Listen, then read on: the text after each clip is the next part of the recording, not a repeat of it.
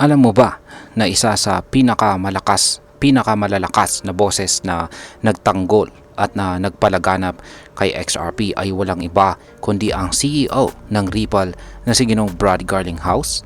Sa loob ng halos isang dekada, hindi lang siya naging tagapagsalita kundi naging sandigan ng buong XRP community. Pero paano nga ba niya pinaglaban si XRP mula noon hanggang ngayon? Ano ang mga hakbang ang ginawa niya para maipakita ang halaga ng XRP sa global market? At ano po ang epekto nito para sa atin bilang mga Pinoy crypto traders at investors ni XRP?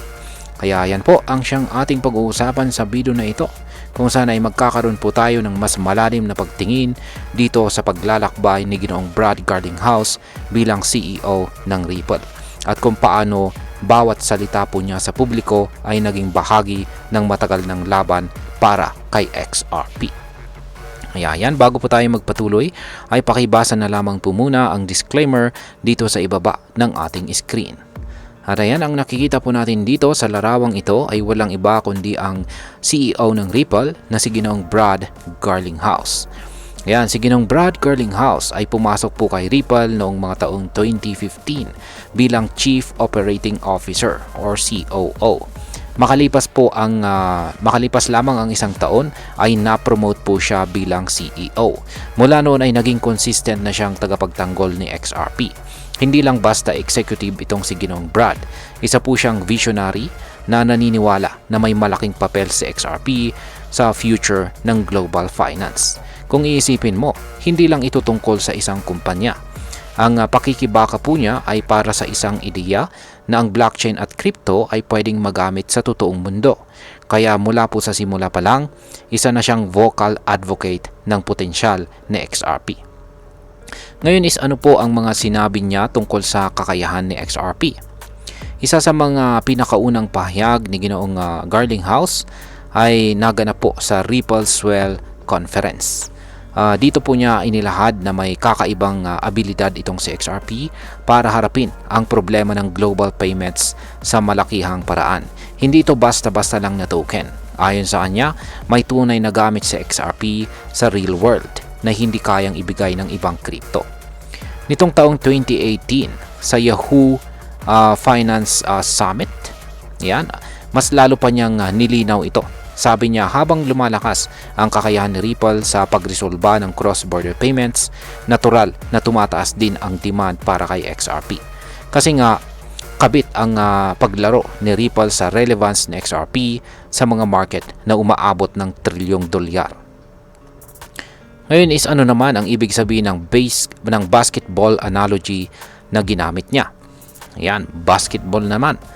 Ngayong taong 2025, sinabi po ni Ginoong Garlinghouse sa isang interview na ang presyo ni XRP ay parang basketball daw na tinulak sa ilalim ng tubig. Ibig sabihin ay pigil na pigil ang totoong value ng XRP at pwede itong biglang sumabog pataas kapag nagtagal ang pressure.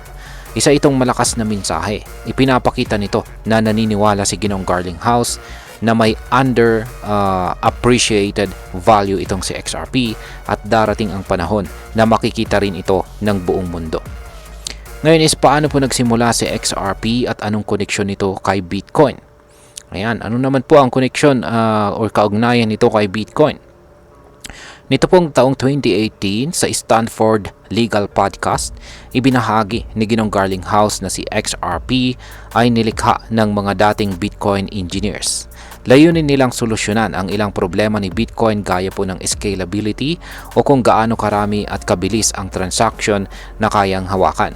Ang resulta, mas mabilis sa XRP kumpara kay Bitcoin. Ang mas nakakabilib dito ay hindi lang basta upgrade itong si XRP. Isa po itong bagong solusyon sa isang lumang problema. Kaya kung titingnan natin, may dugong innovator talaga ang mga nasa likod ni XRP. Ngayon is gaano naman po kabilis itong si XRP kumpara kay Bitcoin?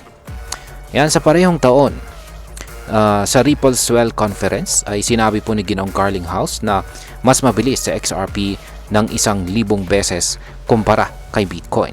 At hindi lang yan, mas mura rin siya ng 1,000 beses kada transaction.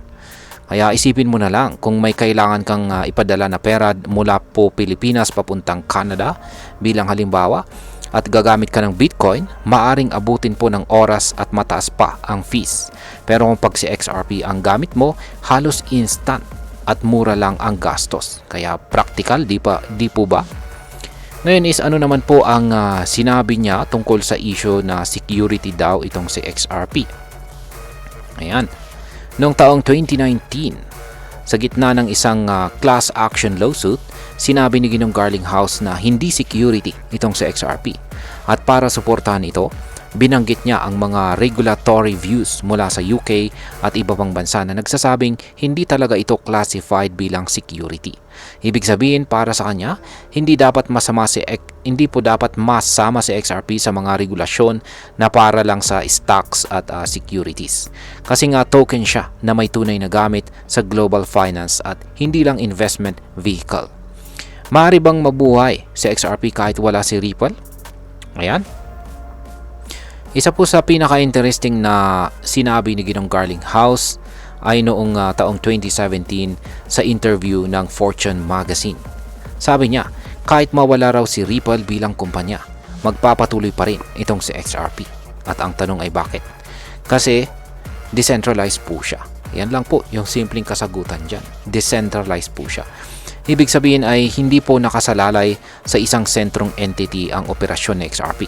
May sarili pong buhay sa XRP bilang token kung saan ay pinapatakbo ng libu-libong nodes sa buong mundo. Ngayon is paano naman po nakakaapekto si XRP sa kita ng Ripple? Noong taong 2020, inamin mismo ni Ginong Garlinghouse na malaking bahagi ng kita ng Ripple ay galing po sa pagbebenta ng kanilang XRP holdings. Sa ngayon, mahigit 41 billion XRP ang hawak ng Ripple na may halagang nasa $82 billion. Yan, transparent siya tungkol dito. At para sa mga investors, malaking bagay yung alam mong may kita ang kumpanya at malinaw kung saan galing ang kanilang pera. Ngayon is magkakaroon na ba ng XRP ETF?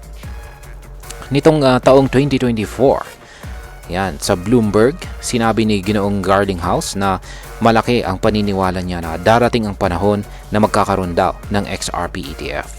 Sa ngayon, nauuna pa lang ang Bitcoin at Ethereum. Pero kung mangyayari ito, mas lalawak pa ang exposure ni XRP sa mainstream investors. Ngayon, pabor ba itong si Ginong Garlinghouse sa crypto reserve ng gobyerno?